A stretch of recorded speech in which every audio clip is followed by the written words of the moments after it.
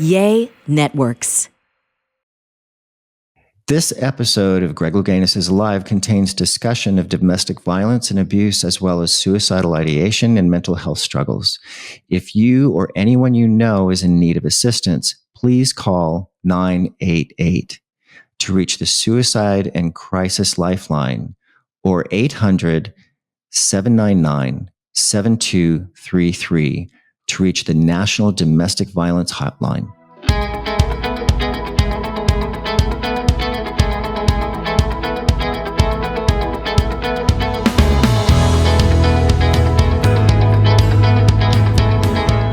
Welcome to Greg Louganis is Alive, the podcast that challenges what you think you know. I'm Greg Louganis, your host, and yes, I'm still alive. And I'm joined here again with my friend and manager, Beth Zinman. Hello there, Greg. How are you today? I'm doing good at this moment. Good. That's very good. I like good. We all like good. Yeah. Good is, great is better, but good is good. Yeah. Right. Yeah. So what's happening today? Well, we're diving in to bipolar disorder, which is so fascinating for me. Not that I was ever diagnosed bipolar, but I have experienced that manic side of of the mental health thing, and I love the manic side. I mean, it's crazy. I had the cleanest house. I was just it was great. I mean, you're just like so wired. I'm going to agree with you. I'm going to agree. I have mental health issues like in the family, some pretty significant, and have had some really very, very difficult experiences, from that, and questioned myself many, many times through the years. And one of the things I questioned was, am I bipolar? Because of, getting into that manic state, like creator mode, right? When you were talking, I'm thinking, well, crap, I created companies in a manic state. Like that's how you do it, isn't it? But not to make light of it, bipolar disorder, really can be quite a struggle. As I said, questioned it myself because I've also felt that, low depression that you've talked about. And that is not a pleasant experience. It can be really devastating and also unpredictable. Right. So that, it must be really, really challenging for relationships. Yes. It's almost like, okay, who's going to show up today? Right. Yeah. Yeah. Well, I think also that bipolar, like now we know so much more. And so, about bipolar and about, other issues that could present similarly, maybe, but maybe aren't bipolar. It's, mental health is important. I'm glad that we're talking about it more now. One of the things I didn't realize, like in your circumstance, being the keeper of all things Greg right now, right, is part of my role here. The things, I came across this video called "Looking to the Light" that I had not heard of before. I did look. A documentary, and it really dodocumented like a pretty low for you, and I was surprised to see it, but it really was interesting, and I have to say, I give you a lot of credit for that. But it just kind of documented, how you can get into that space and how you can find it so difficult to get back out of it. So on the low side of bipolar, like, that is tough. Yeah. The depression side, it's the, suicidal ideation. There's, so much, the self-esteem issues, just, nobody will understand me, all of that stuff. So it's, I'm really looking forward to talking to our guest today author Steve W. Wilson. At 28 years old, he was diagnosed with bipolar disorder, and which resulted in a life of anxiety, rumination, and an inability to make decisions, anger, and sleeplessness. I mean, it's really devastating. Yeah. For anybody to go through it, but also for the surrounding people, loved ones who are around you. Like I said, it's like, well, who's going to show up today, right? Right. Yeah. Yeah, 100%. Yeah, since 1978, he has dealt with his condition through therapy, writing, structured daily patterns, and medication. For the past 7 years, Steve has also facilitated 2 mental health groups to support others struggling with bipolar disorder. His book, Teetering on a Tightrope, explores his journey, celebrates his ability to enjoy life's golden moments, and assures others that they too can experience full and productive lives. Very cool. Really, really looking forward to this. Me too. And we'll be back with Steve W. Wilson after this break.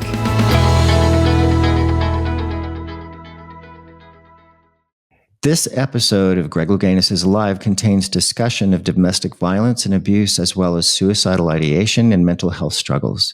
If you or anyone you know is in need of assistance, please call 988 to reach the Suicide and Crisis Lifeline, or 800-799-7233 to reach the National Domestic Violence Hotline. So what symptoms did you experience when you were growing up to kind of point you in that direction? Well, I'd have to go back to when I was 9 years old, because before that I was just a normal kid, had a lot of friends, played a lot, whatever, good grades in school. When I was 9 years old, I went to a movie theater. A guy who I thought was an employee of the theater asked me to help him out. He steered me into the restroom and raped me. That began my journey. About 4 months later, I fell into my first deep depression. That lasted a couple months. And then if you ever have to experience anything like depression or bipolar, it isn't an all the time tragedy. It comes and goes. Right. And each person has their own cycle. I don't really know what mine was anymore. A couple of months bad, a couple of months good, whatever. But at least you've got a respite where you can hopefully recharge yourself and have some good times. Yeah. Now, professionals don't really know if the rape caused the bipolar or it was the rape plus, ancestry, things like that. Right.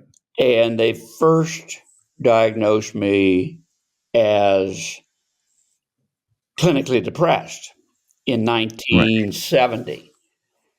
And right after they diagnosed me, I got in a fight with my father at a barbecue, and they put me in a mental institution for 3 weeks.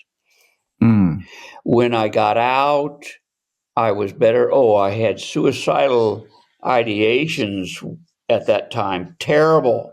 I can't explain them to anybody how bad they are. They won't understand. Right. But I got out of the hospital, and they decided I was clinically depressed. So they gave me the few medications that were available then. Remember, my 9 years old was 1958. Wow. So when I got raped, I did not tell anybody, didn't tell my parents, my siblings, didn't tell anybody. I kept the secret. Yeah. And probably a big mistake, but what the hell did I know? There wasn't much information on mental illness back then. Right. So they just made my diagnosis as clinically depressed. They gave me all the medications. None of them work. Almost all of them made me dreadfully sick. Made you sick? Yeah. Okay. Like horrible flu. And some of them hyped me up so much I couldn't control my body. Yeah. That went on for 6 years. In 1978, my psychiatrist came into my session and said, I may have misdiagnosed you. You're bipolar. And he said, we're going to start you on lithium. And he put me on lithium right away. And almost immediately, I was 50% better. Wow. I was able to function in the real world because for the 6, I was out of college. So would get jobs. I got 5 or 6 jobs between 72 and 78, and I failed at all of them. I either couldn't stand the boredom, or I yelled at everybody, or whatever, but I couldn't sustain work at all for those 8 years.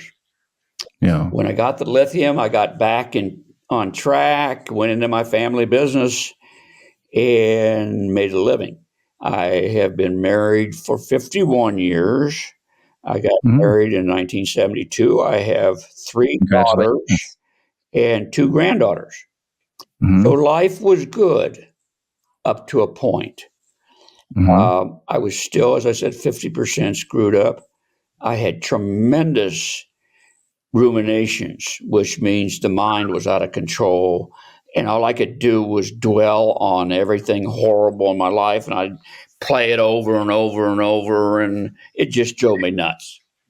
Right. Then my psychiatrist died, and I got a new psychiatrist. And when I told him what was going on, this was like 2000, so 22 years later, he put me on Paxil, and most of the problem went away. So for the last 23 years, I've been in pretty good shape. So, okay, so the medications, along with talk therapy, Yes, and writing, I'm assuming. Do you write? Do a you journal? No, I never did. You never did? No, Okay. but a lot of people do. Let me tell you what I do now.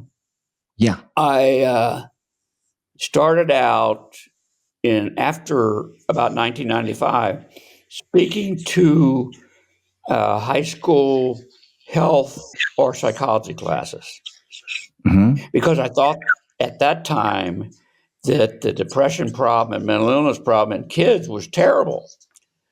Right. So I started talking to these classes, and I found out that, damn, it's everywhere. And at the end of my talk, I would ask any students to come up if they had any questions or anything, and I'd discuss it with them. One day, this really attractive senior in high school came up. She was a top athlete. She was at the highest level of her school. And she came up to me and said, Mr. Wilson, I want to die. My parents, the teachers, everybody I know is putting so much pressure on me.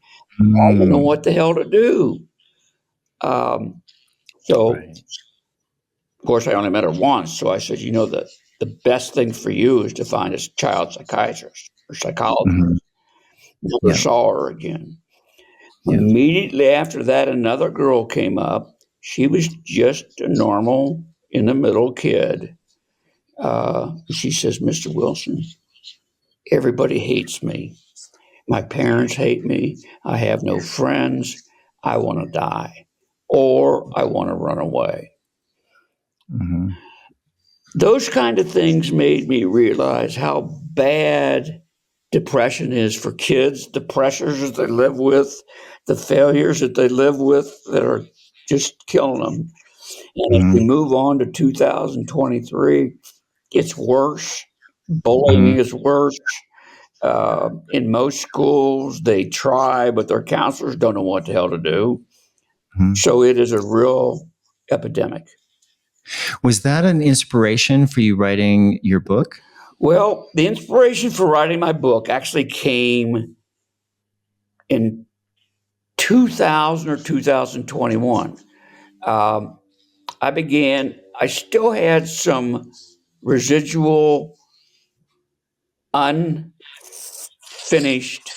problems that I was dealing with that go back 50 years. Mm-hmm. And they would continually beat on me a little bit, even though I was much better. So I went to a trauma therapist here in Scottsdale, and we Mm-hmm. took my life from my first memory all the way through until 2000 or 2021. Mm-hmm. In that therapy, we talked about everything and we put it all down on paper. It took several months. And at the end of it, she says, "Damn, you ought to write a book. You got so much in there." Yeah. So I decided to write a book. Now, Mm-hmm. a lot of my time today, well, let's just say condense it into 2 days a week. I facilitate 2 mental health support groups here in Phoenix. Mm-hmm. And not only have I had the insight on the kids having no problems, I Mm-hmm. facilitate these mental health groups that are 18 and over. And I have people 18 all the way up to 80. Wow. And they're suffering. It's it's horrible how the world is treating people. Um, a lot of the people come in and we go into their past, and I find that many of them have been abused Mm-hmm. or sexually or physically or just berated all the time by their parents, bullied. And all of Mm-hmm. this kind of stuff carries over for the rest of their lives. Mm-hmm. And today, they're hurting. Mm-hmm. And then you throw in another huge problem, and that is insurance and the lack of support from the government. The Mm-hmm. If a guy makes $100,000 or more a year, he or she can probably afford normal therapy, and they can afford Mm-hmm. the medication and so on. Right. So they get help. But for people, many millions of people in the range of making less than, say, $60,000, they can't Mm-hmm. afford normal therapy. They can't afford the medication. Mm-hmm. And there are, put it this way, 20% of our US population suffers from some kind of mental illness. That's Right. 60 million people. Mm-hmm.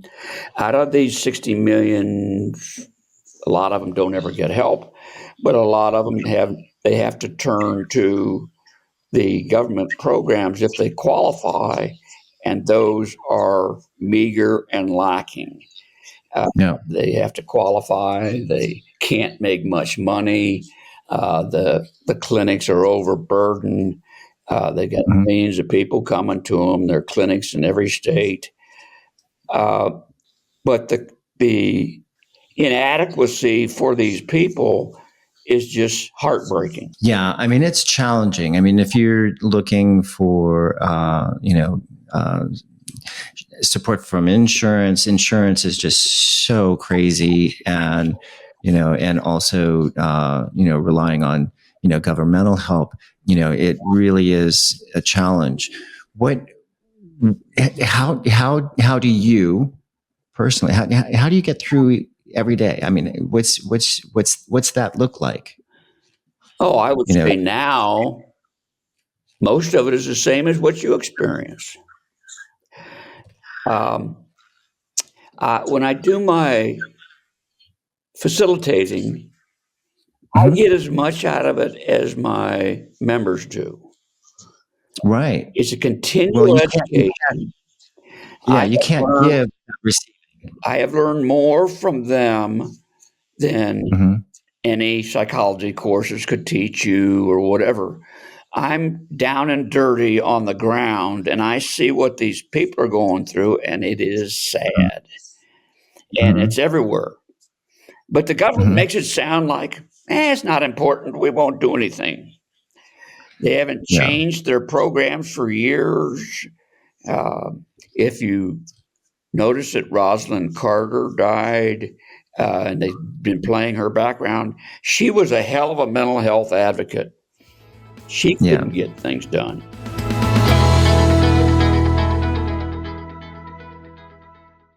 This episode of Greg Louganis is Alive contains discussion of domestic violence and abuse, as well as suicidal ideation and mental health struggles. If you or anyone you know is in need of assistance, please call 988 to reach the Suicide and Crisis Lifeline, or 800-799-7233 to reach the National Domestic Violence Hotline. Yeah, definitely. I mean, we could definitely use much more support in the mental health, side of health and wellness. Mm-hmm. For sure. Greg, may I ask you, are you bipolar? No, I thought possibly, because like once I was started being treated by with meds to treat my depression, I had a manic reaction. I was just like, "Ooh, I love this!" I had the cleanest house. I cooked for everybody, the entire neighborhood. I mean, it was just crazy. But yeah, so no, I wasn't diagnosed by bipolar. Well, mania is bipolar 1, Mm, and it can knock you for a loop. I've had several of my members with mhm. mania.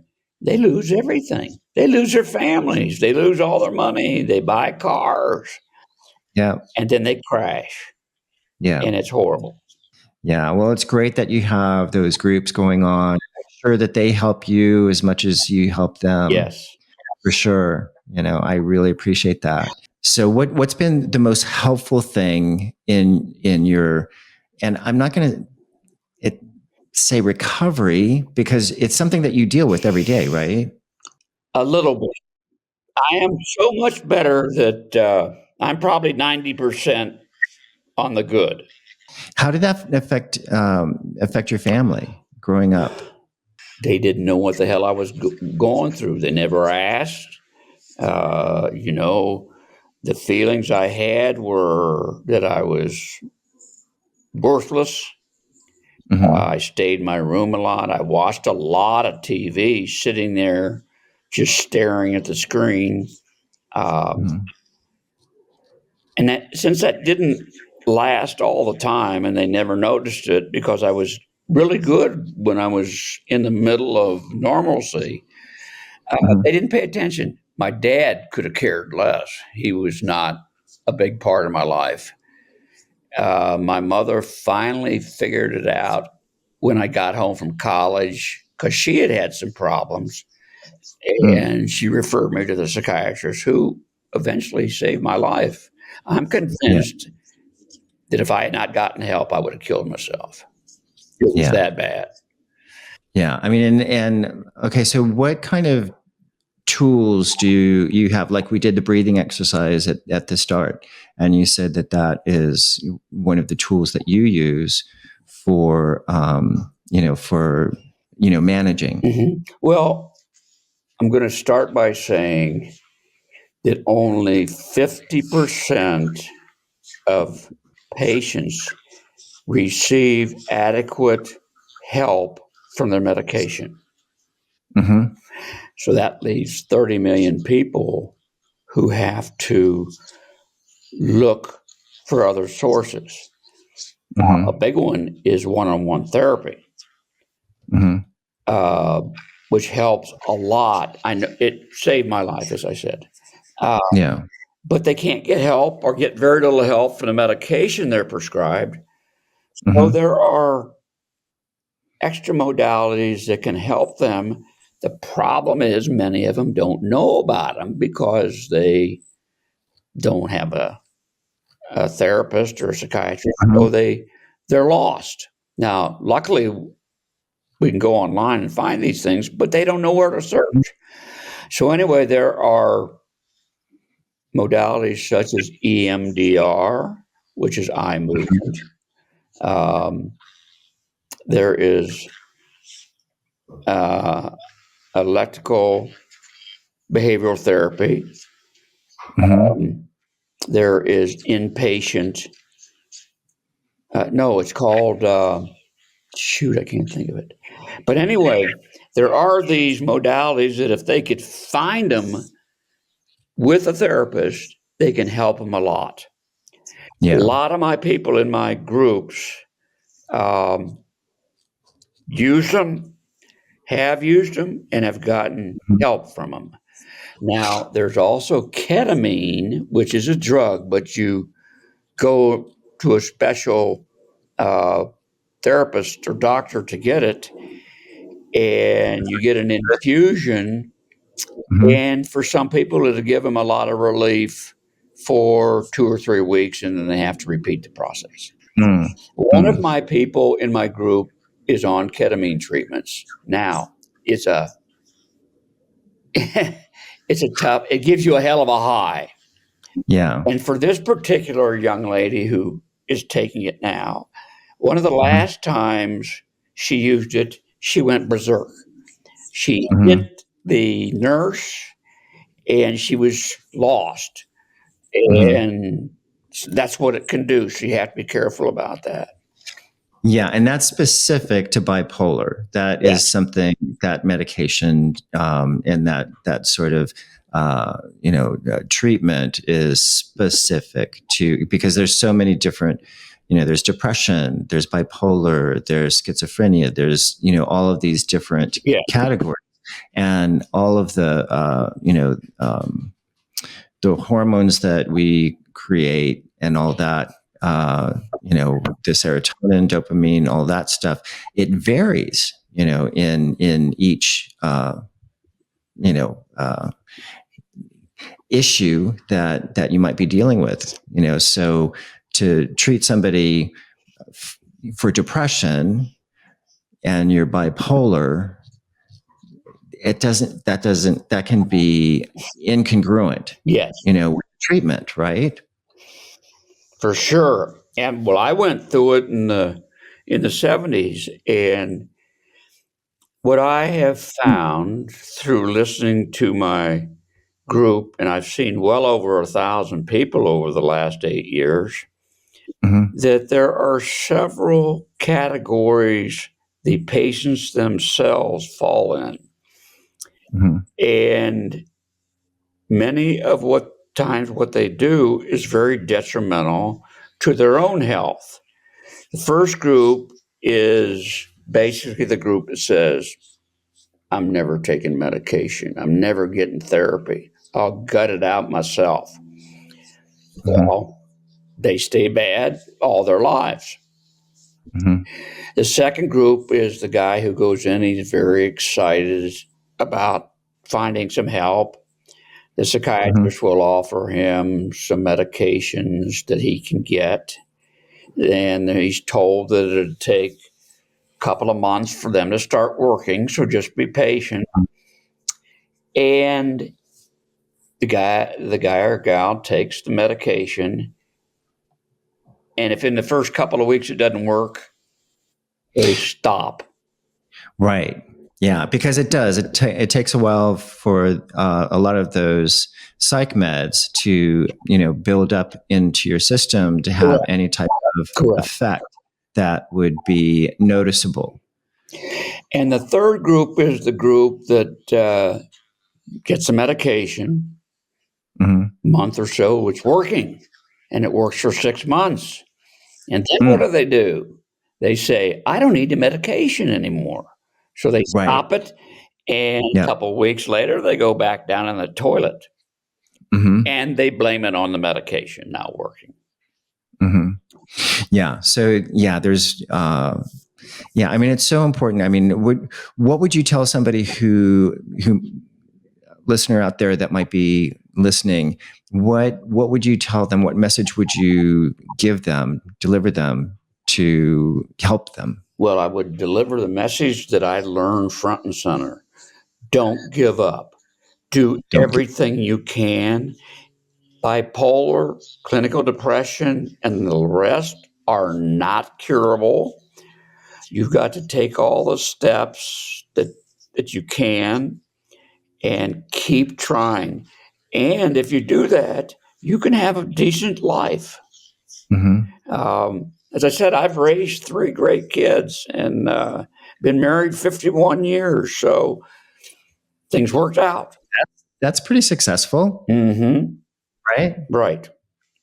That's awesome. Well, thank you so much for joining me today on my podcast. I really appreciate it. I love and it. Teetering, and your book is Teetering on a Tightrope. Right. Where can people get it? You can get it at Amazon. You can get it on Barnes & Noble. And there's a couple other places that I'm not familiar with. It's available. Okay. It's short, 120 pages.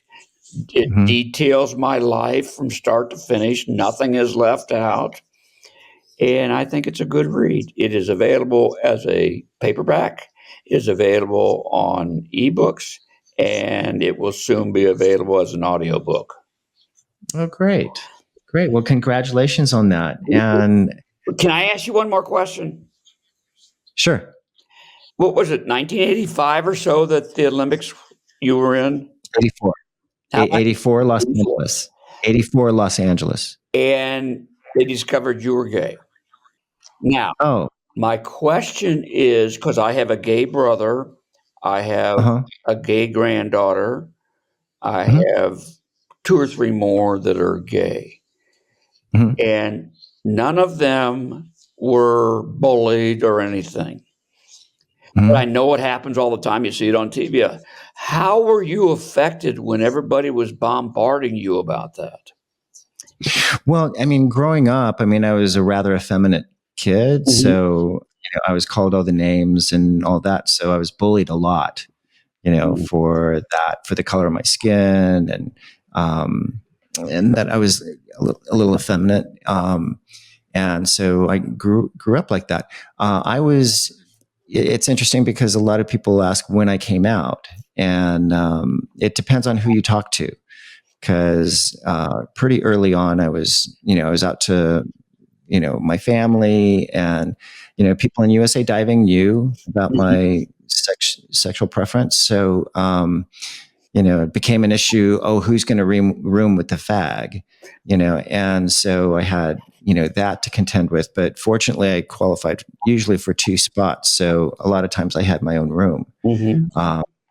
But it was challenging.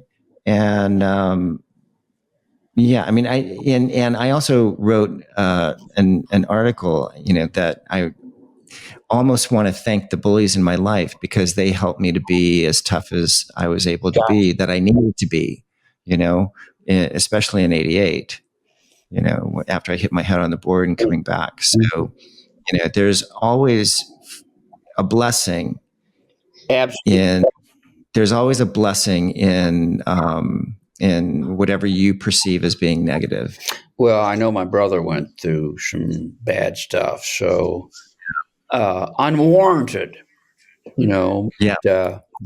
The times where he worked in the 50s and 60s, he was going through it. Yeah. So since I'm so close to it, I kind of wonder how other people are treated. Yeah. Well, I mean, it depends on whose perspective you're looking at.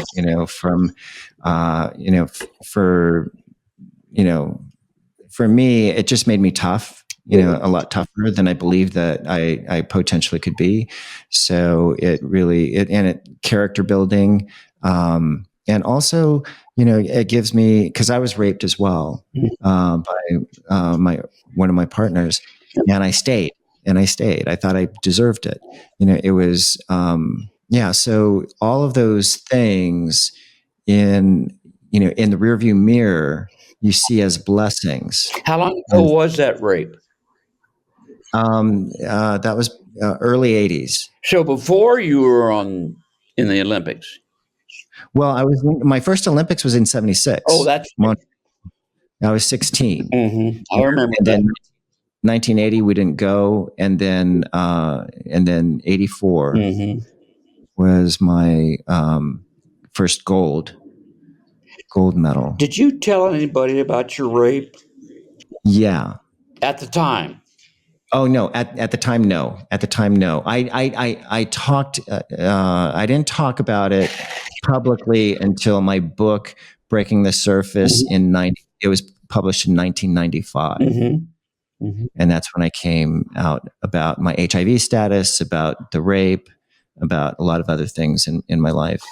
I told you that I did not tell anybody about my rape for 30 years.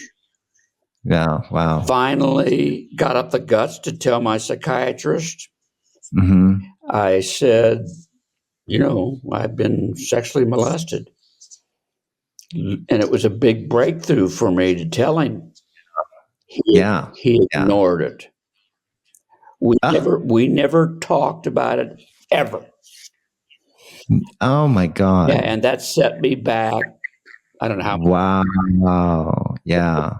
So what we find in my groups is that it happens all the time. You get an incompetent or a non-caring therapist, and they treat you like, well, you dumbass, you're just nothing. That's awful. Yeah. That's horrible. Again, thank you so much for joining me. I love it. Thank you. And I want to thank you for doing all you've done over the years. Well, thank you. Shining a light on mental health, bipolar, having an understanding and awareness, and how we recognize it and all that. Thank you so much for joining me, Steve. I really appreciate it. Enjoyed it. Thank you very much, Greg. But that was interesting. It's really challenging, Yeah, really challenging. I don't know if well, we don't even have to go there, but I was going to say how old Steve is, but from what he was saying about when he was born and Right. when this was discovered and yeah, I always am fascinated, with the evolution of healthcare and mental health, especially in that it was just seen very differently by society.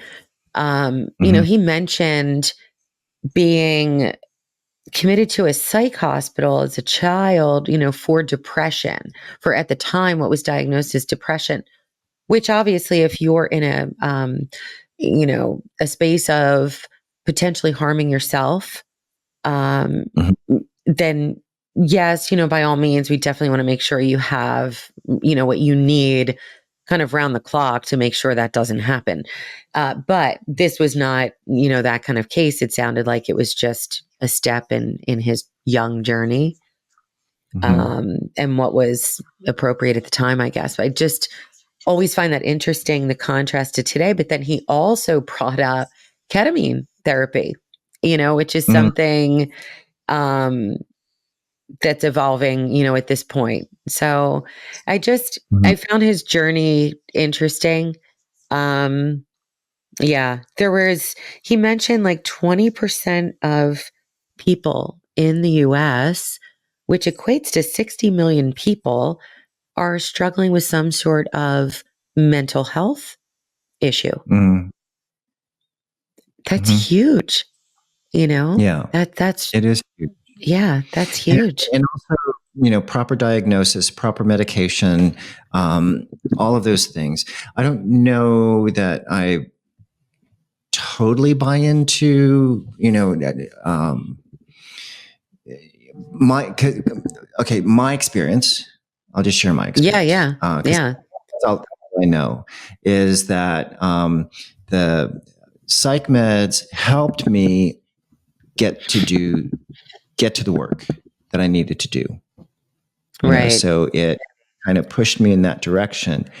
And then once I got over the hurdle, then the medications became a problem because Right. actually I went into rehab, and and it was the psych meds that I went into the rehab for, because I was prescribed such a crazy concoction, because I was up, I was down, I was anxious, I was this, I was that, and so what I think oftentimes, for me, I needed the medications to get going on the work, Right. but I didn't need the medications. They became a problem after I reached a certain point to learn tools of breathing exercises, of visualization, of relaxation, of just awareness. And also identifying, where certain thoughts might come from.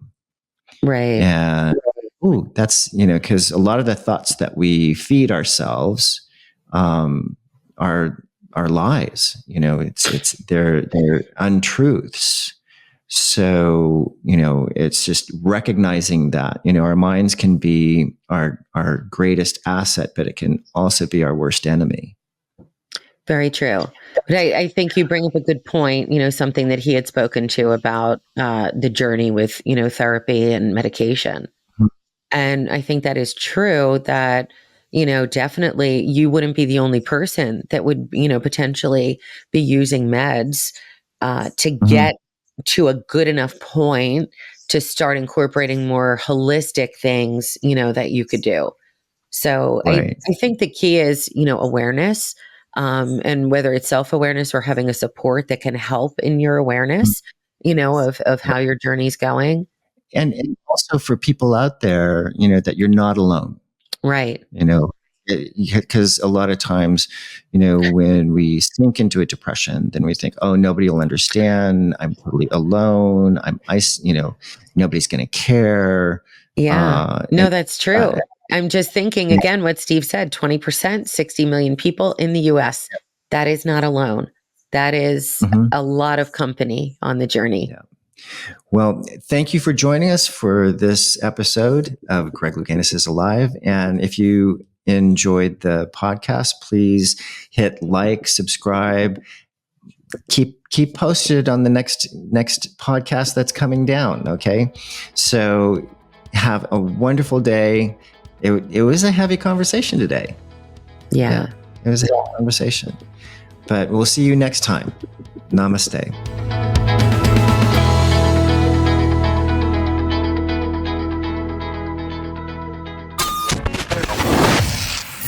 Yay Networks.